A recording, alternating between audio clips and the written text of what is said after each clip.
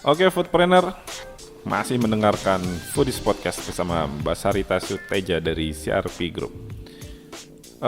Tadi udah dibahas sedikit Mbak Sarita ya tentang apa sih pentingnya dan harus nggak sih punya membangun tim PR sendiri di dalam bisnis kita. Nah, kita coba mendengar nih dari Mbak Sarita, harus nggak sih kita punya tim tersendiri di dalam PR?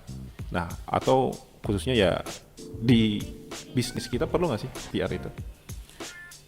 Sebetulnya sih kalau tanya perlu nggak perlu kan sebenarnya balik lagi tergantung ke kebutuhan. Kalau misalnya perusahaan kita skalanya misalnya masih cukup regional pun belum, misalnya baru punya outletnya 1 atau 2, itu kan tentunya kita masih punya kebutuhan lain yang lebih prioritas. Tapi kalau misalnya perusahaannya makin membesar, misalkan outletnya tambah banyak, apalagi brandnya juga nambah, itu kan tidak mungkin satu orang bisa menghandling semua hal. Kita kan punya keterbatasan fisik juga gitu kan. Nah, justru waktu perusahaan kita semakin membesar, mau tidak mau kita harus punya satu tim tersendiri yang memang fokus untuk menggarap lah, kalau saya menggarap si ke-PR-an ini. Jadi kalau ditanya perlu atau enggak, ya biasanya sih kita mulai memerlukan itu pada saat perusahaannya makin berkembang. Oke. Nah, waktu CRP Group sendiri dari 0 sampai sekarang udah 200 cabang lebih ini, di cabang keberapa Mbak ada divisi PR ini? Ingat nggak? Waduh, kalau inget lupa sih. Jadi gini, kalau pembagian kerjanya sih pastinya udah dari awal ya. Sebetulnya waktu kita masih satu outlet pun sebenarnya PIC lah kalau boleh dibilang gitu. Itu sih dari awal juga memang sudah ada gitu. Cuma memang pada saat si brand ke-3 atau 4 kalau saya nggak salah ingat ya. Jadi bukan brand ya, brand ketiga. brand. Berarti udah banyak juga dong cabangnya ya? Lumayan waktu itu. Karena total sekarang ada Sekitar 208 ya. outlet ya. Oke, luar biasa. Jumlah outlet. Nah, Mbak bisa diceritain nggak sih sekarang di CRP Group ini untuk menghandle beberapa brand ini, di tim PR ini job desk-nya tuh ada apa aja ya? Mbak Sarita tuh menghandle apa? Terus mungkin ada di bawahnya Mbak Sarita tuh menghandle apa dan lain-lain, bisa dispesifikan biar teman-teman foodpreneur di luar sana bisa membayangkan dan belajar lagi. Mungkin jadi kalau di divisi, sebetulnya kalau di corporate communication sendiri memang di bawah saya itu sebenarnya kita bagi jadi 2 sub. Yang pertama itu yang tadi yang PR, media relation, sebenarnya satu lagi co-branding. Tapi saya di sini lagi nggak mau bahas yang tentang co-branding kali ya. Gitu. Jadi kalau untuk si media relation sendiri itu memang orangnya itu sampai saat ini ya kita baru bertiga, sama saya berempat jadinya. Okay. Gitu. Jadi, untuk mengatur banyak brand itu Mbak. Iya. Mantap ya. Gitu. Tapi kan ya maksudnya gini, tapi kan sebenarnya secara divisi juga kita sudah punya SOP sih sebetulnya gitu. Jadi sebetulnya dibilang sulit enggak juga gitu, karena semuanya sudah berjalan seperti yang selama ini mereka jalankan. Jadi ada pekerjaan yang rutin, ada yang non rutin. Jadi misalnya kayak kalau yang rutin itu kan berarti mereka harus bikin rilis misalnya setiap kali kita ada launching produk baru, atau misalnya mereka harus conduct media gathering setiap kali kita ada outlet yang baru buka gitu kan. Sama kalau yang non rutin itu biasanya yang ad hoc, misalnya ada permintaan speaker, ada permintaan invitation, atau bahkan kadang-kadang invitationnya itu bahkan award kan.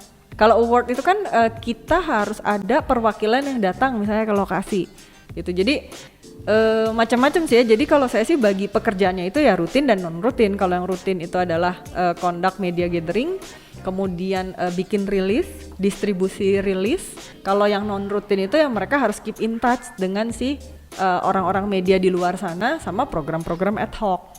Oke, tapi sangat menarik ya.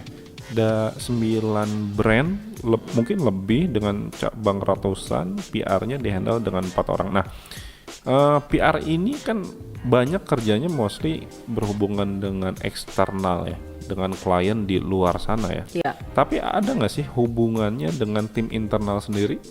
Maksudnya gimana tim internal? Impact sebesar apa? Atau enggak misalnya ada program-program yang diselenggarakan untuk tim internal di CRP sendiri atau memang pure untuk menghandle klien-klien di luar? Kalau sampai saat ini sih kita masih lebih banyak porsinya keluar ya, gitu. Kalaupun ada yang di dalam pun biasanya kita justru melibatkan tim di dalam rangka menghasilkan konten untuk di luar. Oke. Gitu. Jadi misalnya kemarin apa ya? Misalnya gini. Misalnya kemarin kita pernah punya program yang meng-create konten untuk kebutuhan sosial media misalnya, tapi produce kontennya itu konsepnya itu dari tim PR. Jadi misalnya tim PR-nya ngobrol, kita lagi ingin memperkenalkan fasilitas roastery kita misalnya gitu kan. Nah, itu kan produce kontennya itu oleh tim PR, produce konten ya. Tentu saja dibantu sama tim markom untuk eksekusinya, tapi kontennya sendiri yang punya konsep itu dari PR, kemudian yang mengeksekusi juga tim PR. Oke. Gitu. Cuma memang objeknya itu kan sebenarnya roasternya. Ya. Roasternya sama tempat roasterinya. Jadi konsepnya kita ngobrol-ngobrol, kemudian direkam secara sederhana, kemudian naik di sosial media. Itu kan sebetulnya bisa dibilang ya itu salah satu tugas mereka juga untuk memproduce konten, memperkenalkan roastery kita. Oke, berarti emang seperti itu ya, secara structure terus secara kerjanya. PR ini berarti ada di bawahnya divisi marketing, Mbak ya, di CRP ini. Marketing. Berarti di bawah marketing ini ada PR. Oh, kalau di bawah marketing sendiri cukup luas ya, karena marketing itu kan sebenarnya ada sales, gitu.